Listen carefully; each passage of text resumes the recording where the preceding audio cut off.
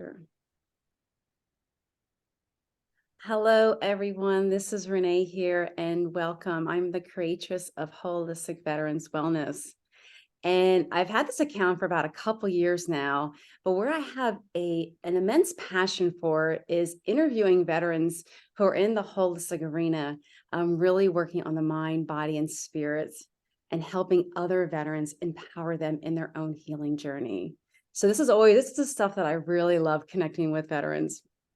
And I want to just read the bio of this beautiful guest that we have today named Erica Koenig. I'm so excited. So I just want to read this quickly. It's amazing bio. So Erica Koenig is transitioning into the civilian sector next May after 8 years of active duty service in the Air Force. During her time as a weather officer in the Air Force, she has had many unique opportunities. Her favorite experience has been serving as the first woman on a special operations weather team with the 160th Special Operations Aviation Regiment, where she had 2 combat deployments to Iraq and Afghanistan. She currently serves as the executive officer for the Operations Group Commander on Eglin Air Force Base. The Operations Group is responsible for testing next generation aircraft and weapons across the largest Air Force installation. She has thoroughly loved her experience in the Air Force. He has felt a higher calling to serve in a new capacity. After she separates, her plan is to continue serving in the reserves while being a full-time life coach. Her mission is to help clients remember their authentic selves so that they can experience the blissful love, soul connections, and the expression they desire. She does this by applying her master's certifications in neuro-linguistic programming, timeline therapy, hypnotherapy, and energy healing to surrender negative emotions, limiting beliefs, and suppressed memories in order to transform internal programming. Her powerful process allows clients to experience quantum shifts in their reality. Wow, I just need to take a pause here and just soak all that in.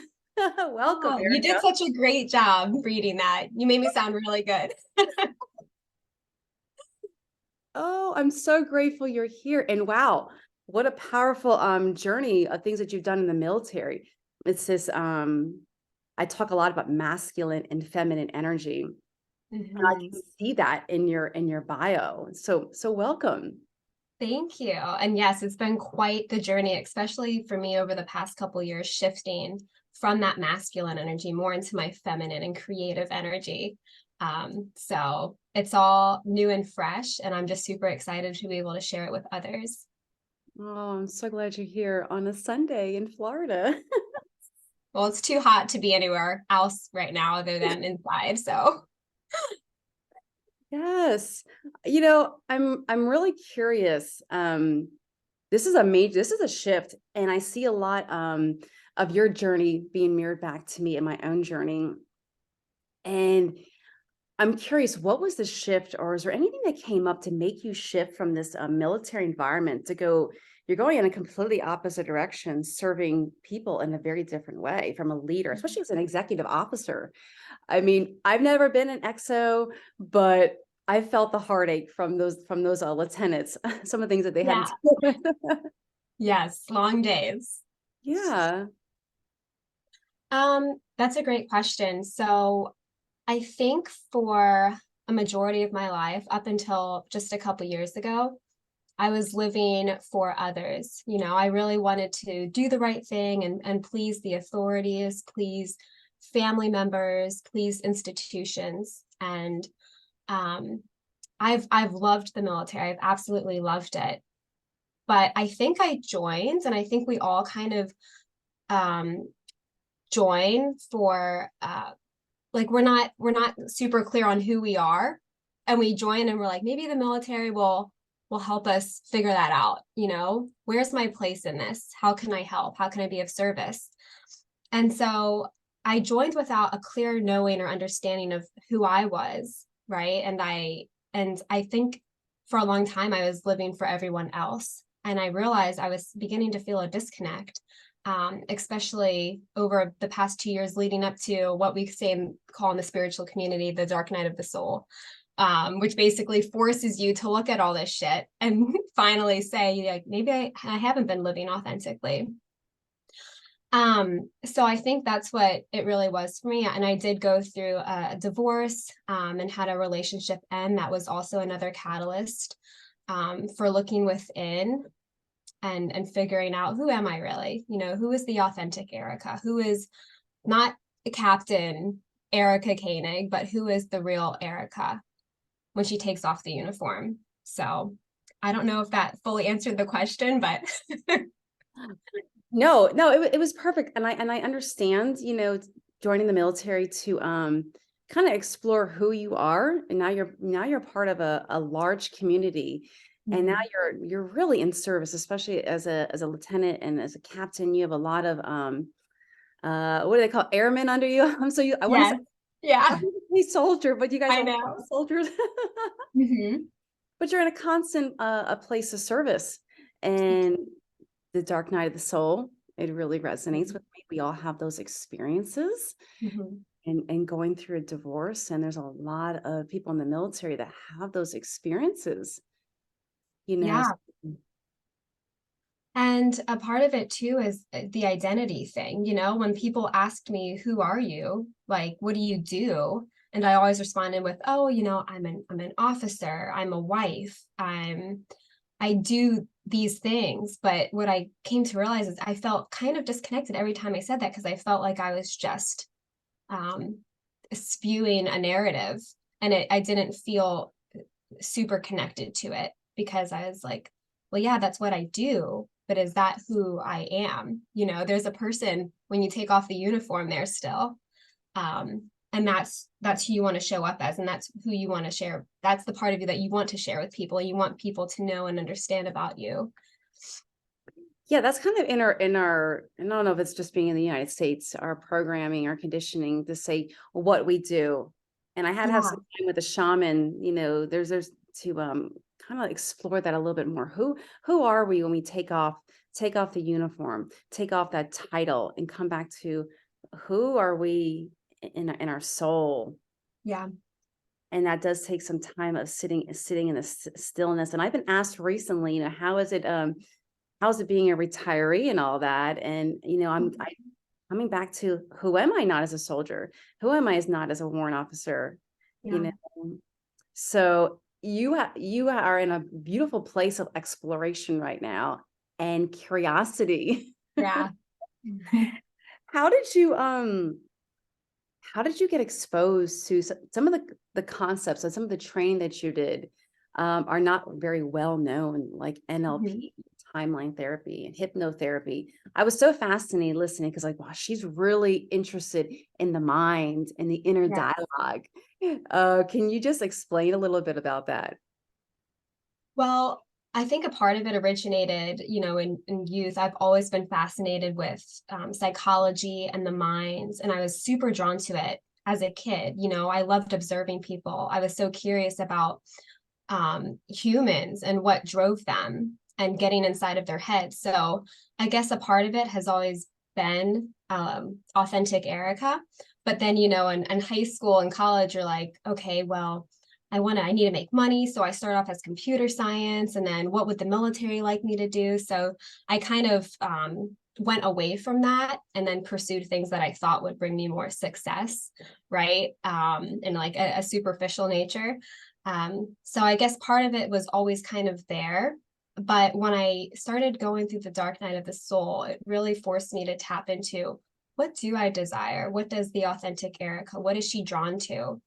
And there's this saying that we hear often: when the student is ready, the teacher appears, right? Mhm. And that's kind of what happened. Like, I kind of, it was thrown in my face. I kind of was impulse guided to Pam, my spiritual teacher and mentor here, who really guided me through the dark night of the soul. And I impulse, looked up her information in Destin and went and saw her.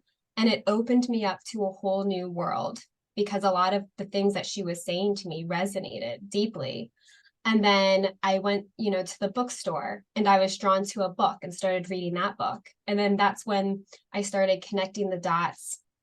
And then I was also inspired to reach out to my friend who's a certified coach in all of these things. And after talking with her and looking for support in that way, she was like, I really feel like you would be good at this stuff. I feel like you're supposed to be coaching. You pick up these concepts so easily. You're curious about them. So why don't you look into getting your coaching certification? And that just lit something up in me. And ever since I got that feeling, I just trusted it and followed it. And it hasn't led me astray. I absolutely love this stuff. I'm inspired by it. I own it. I tell everyone, yeah, I'm a coach. This is my calling. So I guess it's been a lot of little things and connecting dots over the past couple years that got me here. Now, I want to just make sure I'm understanding you right. When you say the dark night of the soul, are you talking about going through your divorce, or was there something else that had happened? So the dark night of the soul, I kind of started around 2020, right, during COVID. And I think COVID pushed a lot of people into isolation. My ex-husband and I at the time were not geographically co-located. We were completely different states doing the military spouse thing. And I started to confront a lot of things I was feeling, the loneliness, the isolation, and also the misunderstood. And so I guess COVID was the initial thing that started the dark night of the soul. And over 2 years, it just, I started getting a little darker until the divorce happened. And I kind of forced me to be alone with myself. And, that was the first identity that was shed. Well, I'm no longer a wife. Now I'm alone. Now, who am I? And that's when I went on a very deep self-love journey, where for the first time in my life, because up until then, I was always in a relationship. And like, even since middle school, I always had a boyfriend or someone, but I finally made time to just be with myself and fall in love with myself so that I could finally attract and allow the right person for me, my soulmate to come in. And that's exactly what happened, long story short. But I didn't have that self-love to begin with. So nothing that I attracted from that place left me feeling satisfied. I always felt like something was missing, or that I wasn't really understood, or I wasn't being heard. So that the dark night of the soul pushed me into being alone and finding all of that out for myself. Oh, thank you so much for sharing, like, so openly and vulnerably. First of all, I got a little teary-eyed listening to you talk, because you're just reflecting my own journey back to me. And Yeah. that's what I realize on these the people that have come into my life, they're just mirroring back to me my own journey. So Oh, I feel you, I see you, and you talk about very key words that were instrumental for me, and I know those are watching can relate to that dark night of the soul, being in that place of loneliness and mhm. loving yourself. I totally get it. And I had to rewire. We talked about language earlier. I had Yeah. to I had to rewire my own inner dialogue, that it's not loneliness. It might be solitude, and I might be alone right now, but it's Mhm. not being lonely. And it sounds like you really allowed yourself to feel the emotions and embody it where you are right at, instead of being in a place of suppression and numbing, if I'm hearing you right. Yes, absolutely. And what's even more fascinating is that the thought of I'm alone, or no, those limiting beliefs that we've carried for most of our lives, they were most likely formed between the ages of 0 and 6, or they're passed down from generations. That thought form is passed down over generations. Or if you're on, if you're on the spiritual path, it could come from a past life. So a lot of those things that we say to ourselves and the language we use when we talk to ourselves and our internal dialogue aren't really even from us. They're not authentic to us. And so that's what I love about timeline therapy and neurolinguistic programming, is that it gets into the subconscious mind and really looks at, okay, what belongs here and what's authentic to you and what is not. What came from somewhere else, what came from a different time period, a different timeline. Yeah, because I'm hearing you, I'm listening to you talk, and I'm thinking about my own experiences, and then I'm thinking about, you know, that soldier that's on a deployment right now, Yeah. leading troops and going through stress, and then Mhm. everything going on in their mind. I can just see how powerful this would be. Leading troops, going on deployment, going to school. Yeah. All the others. I don't. I was gonna start naming the schools, but was like, I better not because those are all acronyms. Yeah. Yeah. But if you know, kind of thing. Yes. So, but you're right. That inner dialogue. What are we saying in our minds to ourselves? And you're right that the stuff that we absorb from childhood, that those first 6 impressionable years, were really really shaping our identity. Yeah, and what's even crazier is that 95% of our behavior is driven from our subconscious mind.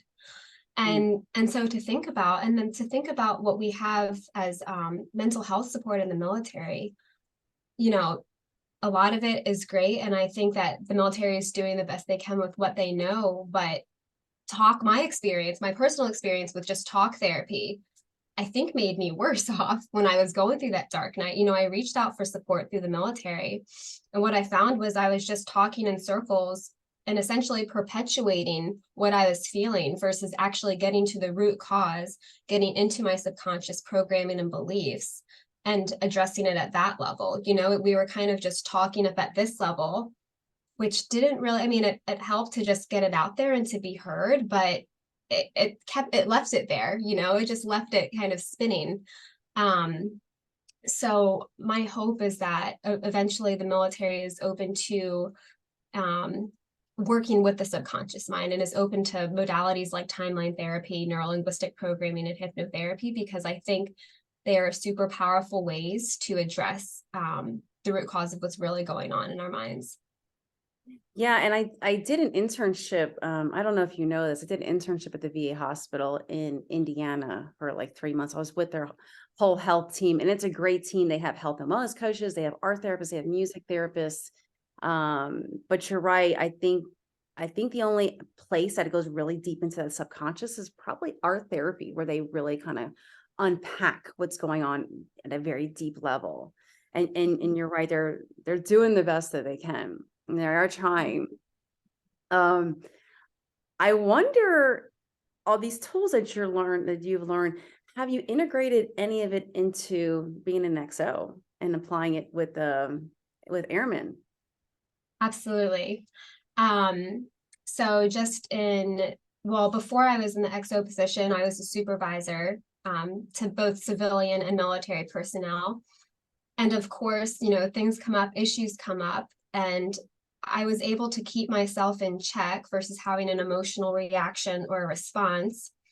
I first look at, okay, what could I be projecting onto this person or this situation? Let me get clear on how I'm reacting to this first so that I can and go in from a clear place, because that's the best way to honor the people that you lead.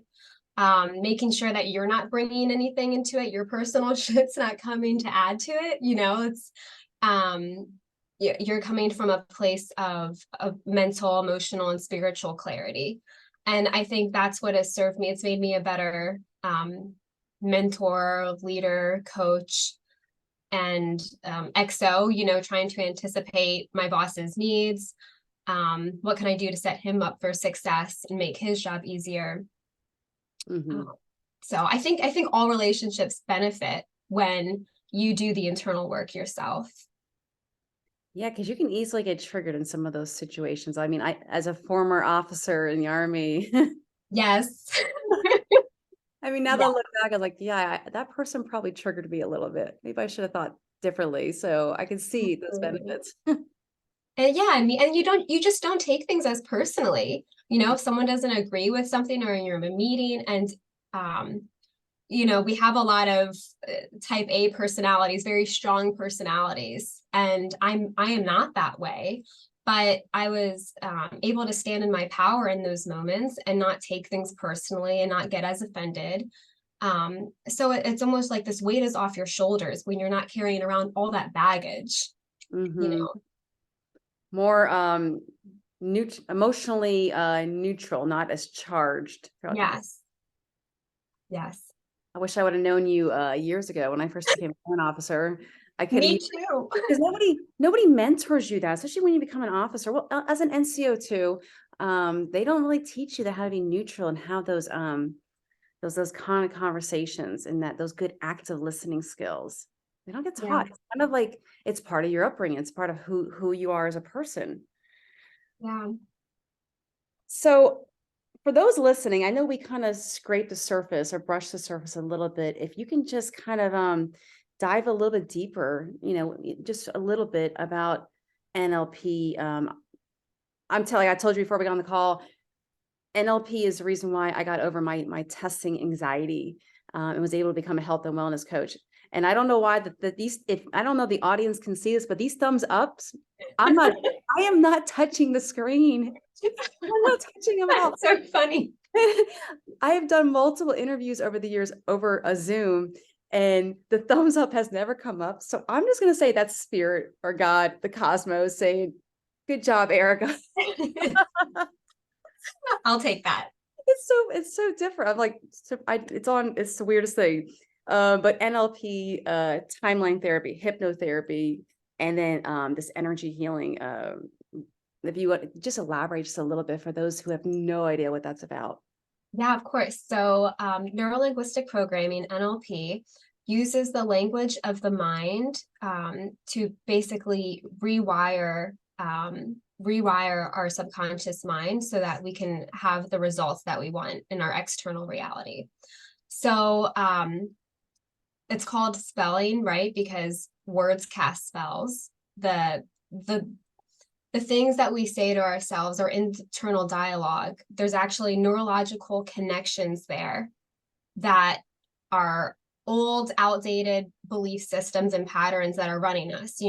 I'm alone, I'm worthless, I'm a failure. Like these are things that will manifest in our external reality if we don't heal and release them or surrender those old thoughts and beliefs. So neurolinguistic programming is just kind of I literally talk to that person's subconscious mind and bring up all that stuff to see what their internal dialogue looks like. And then what timeline therapy does is it goes back. It's kind of like regression therapy, where you actually will go back to something that could have been a traumatic memory, or the first time, the moment in time that you formed that thought form and belief. And it allows you to kind of have a bird's eye view of what happened there so that you can finally surrender the negative emotions that are attached to that event. Does that make sense? Oh I yeah. hope I'm explaining this clearly. Yes, no, I can, you're that bird's eye view. Mhm. Yeah, no, I'm tracking. I gotcha. Yeah. It's especially in our military, you're in a traumatic situation. Like I'll use a car accident as an easy example. So you could be in the passenger seat of the car during that accident. You're in it, you're getting your head hit, or you're getting hit face on with the vehicle. But when you go back to that traumatic experience, now you're in the back seat and you're kind of watching it happen, or you're floating above the car and you see what happened, and where you made the decision to think, X, Y, and Z, whatever it is that your subconscious mind formed based on what had happened to you. Hypnosis is another great modality that gets you into the theta states, as we do when we're in deep meditation. It's basically gets us to access those a little easier access into our subconscious mind, which I think is extremely important and beneficial for military, because we're so used to working at the conscious level, right? Because that's what our job demands, is to be so hyper focused and conscious and follow the procedures and the rules and do what needs to be done. But hypnosis is a really powerful way to allow us to drop in to our subconscious mind, so that what's bubbling under the surface can come forward, so that we can look at it. I passed land navigation for the walk school and warrant officer school because of hypnotherapy. Because Really? because I failed land navigation like twice. I couldn't get over my own anxiety. Like, oh my God, I can't go back active duty as an NCO. I can't come back as a failure. Yeah. It's like I had to go back to I had to go to hypnotherapy and just kind of in the session I went on that course in Fort Rucker. My mind was completely clear. I was like, if I fail, I fail with my head up held up high and my Mhm. dignity in check, or no matter what. And it was a little session right outside of Fort Rucker. It was 60 minutes, and I came in with a sense of clarity, and I passed. Yeah. Advocate for that. Yeah, and the amazing thing is that our subconscious mind is so intelligent and wise. It knows what to do. It knows exactly, we always know exactly what to do, but we get in our own ways, with our ego, then our pain bodies come and block us from being able to form to the best of our ability. And that's why I love this work, because it gets all of that stuff out of the way so that you can be who you really are, which is powerful, intelligent, clear, confident, all of those amazing things. Mm, I love it. I love Mhm. it. And the last one, energy healing, which that we met at a Reiki share, a form of energy healing Yeah. in the Destin area. So if you're in the Destin area, you must come and experience it. It's free. Mhm. And what I love about energy healing is, I know you're going to elaborate, but what I love about it is people don't even have to believe in it. They just Yeah. go, just receive, and okay, I might not believe in this, but I'll experience it because it's going to go. The body's going to take it in because, like you said, the body's very intelligent. But go ahead though. Yes. So love Reiki. I'm also certified in Huna, which is an ancient Hawaiian energy healing.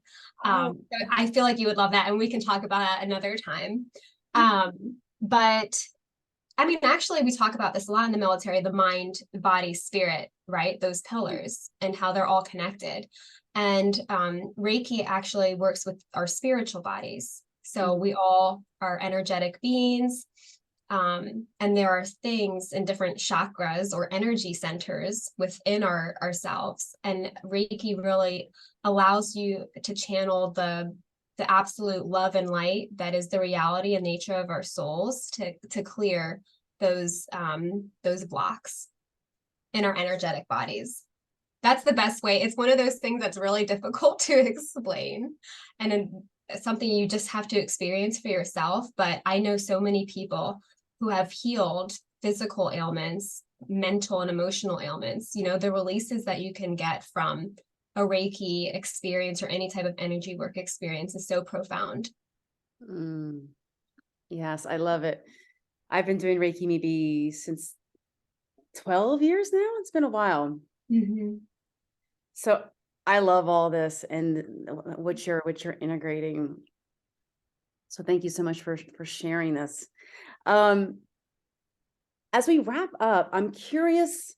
I'm thinking about the veteran or the active duty soldier that's in the field right now doing a training environment, or on a plane going somewhere, traveling somewhere, destination unknown, and doesn't have a lot of time on their hands.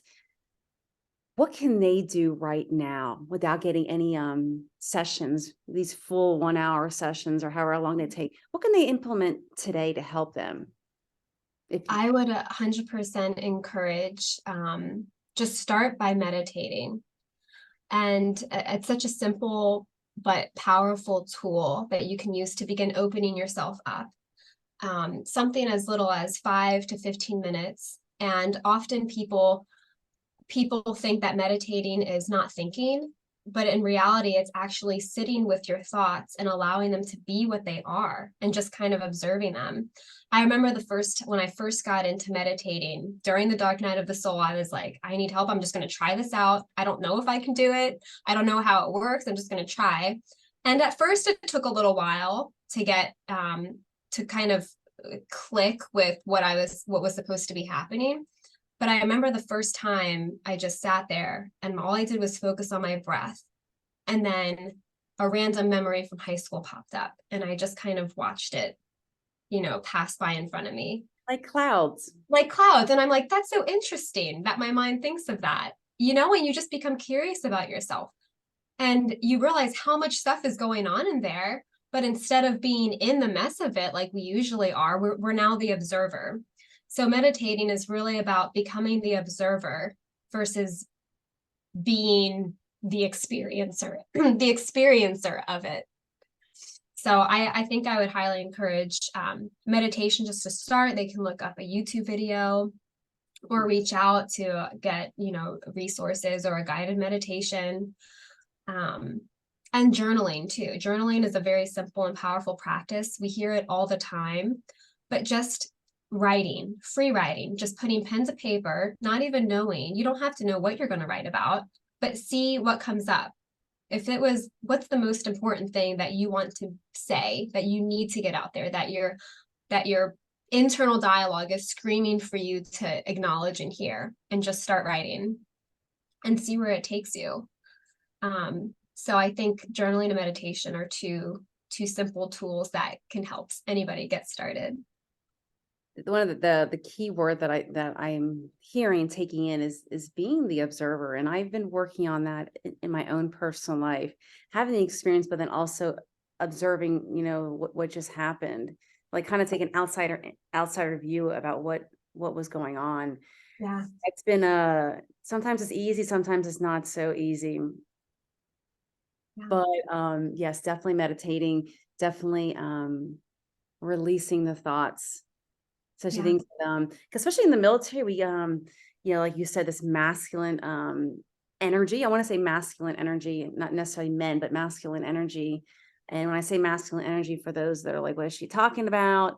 I'm talking about like that right side of the body, getting stuff done, multitasking, organizing, goal setting, all that is very masculine energy. So because being in that state, other things in our life get suppressed because we don't have time for it. We don't have time to deal with the relationships, or arguing with our spouse, or family problems. So we compartmentalize them and we put them in a little box, and it's like, we'll deal with that later, kind of thing. Yeah. And then what happens is the box just ends up exploding because we don't have time to deal with it. So that way of writing, kind of unearthing some of that suppression and some anger or those hurt feelings, just letting it go, and maybe lighting it on fire or releasing it somehow. So I think sometimes people are afraid to write because they're afraid that somebody else is going to see their thoughts. Yes. So writing in a way that it's safe for what you're putting out there, and maybe just writing and burning it, or writing and shredding it, or whatever, but still, it's the energy of writing it down, that tactile and that energetic exchange of releasing what's going on in your mind.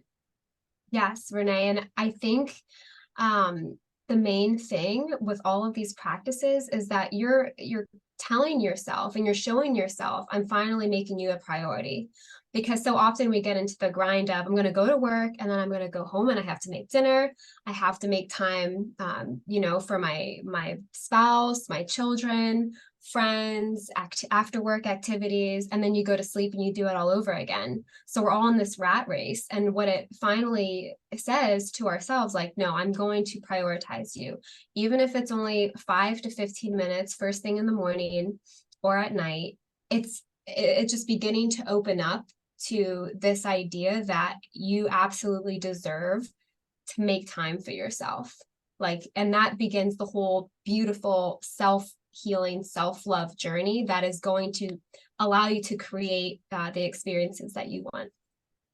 Yeah, because if it doesn't, and this is my I'm going more in a direction of medical intuition in my training. And you and I both know, is if we don't address it at the emotional body, it's going to matter. The thumbs up came up again. So weird. It's going to come up. So weird. It's going to come up to the physical body. I think Spirit has been just really validating and really excited about this. Look at, oh my gosh. I don't know if you all watching can see it, but my thumbs up is constantly going. I don't know. So, it's so cool. So funny. So to wrap all this up in a pretty little bow, last parting comments that you like to share. Like I said, our veterans that are in pain, PTSD, emotional trauma, those that are still serving. What would you like to say as that last parting words, and how can they contact you? And is there anything that you want to offer right here where you're at in your life right now?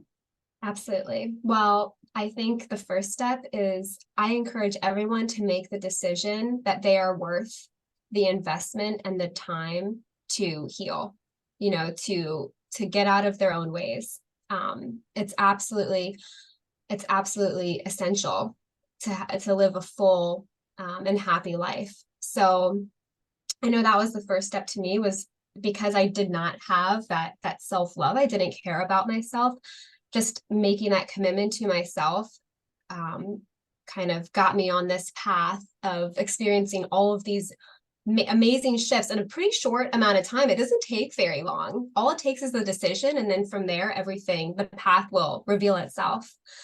Um, but if anyone's interested in working with me, since I am still active duty, I only have time right now to work with 1 to 2 clients at a time, which I honestly kind of love, because then I get to put all my attention on you. But please feel free to reach out via my Instagram, Eric Angeline, or maybe Renee will have my contact information Oh yeah, here. I'll put it on there. Yeah. Okay. And what was your last question? Um, sometimes people offer like a promotion or anything like, and did they Oh, wanted to promotionally do? Yeah, everybody's a little different when it comes to that.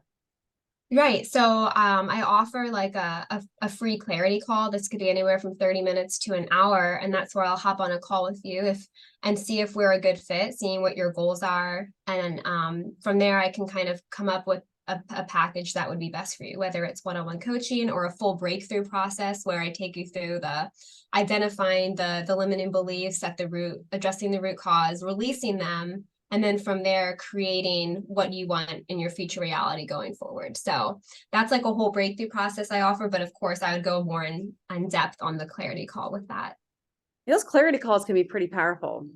Yeah, even if it's just a free hour to get clear, like I remember taking away so much from that. So even if we don't end up working together, I would love to just be able to talk to anyone who's interested. I love it. And I'm so grateful. Like I said, this is the stuff that I'm really passionate about. Interviewing veterans that are really trying to make a difference, that understand that masculine environment, and especially with you being in 2 deployments and now finding a way of really coming into right way in alignment with your mind, body, and soul, and now transitioning into helping veterans in a different capacity, in a very holistic way of honoring all the emotions and being present and really treating yourself as a priority, because you are the lead actress in your life, you know? Yes, absolutely. So You're stuck with you forever. yeah, that is true. So I'm going to end the recording. Don't leave. But thank you all for those that are listening. Like I said, Erica and I are both very passionate about this, as you can see. Wish you guys all a great week wherever you are. Bye. Bye. Thank you, Renee.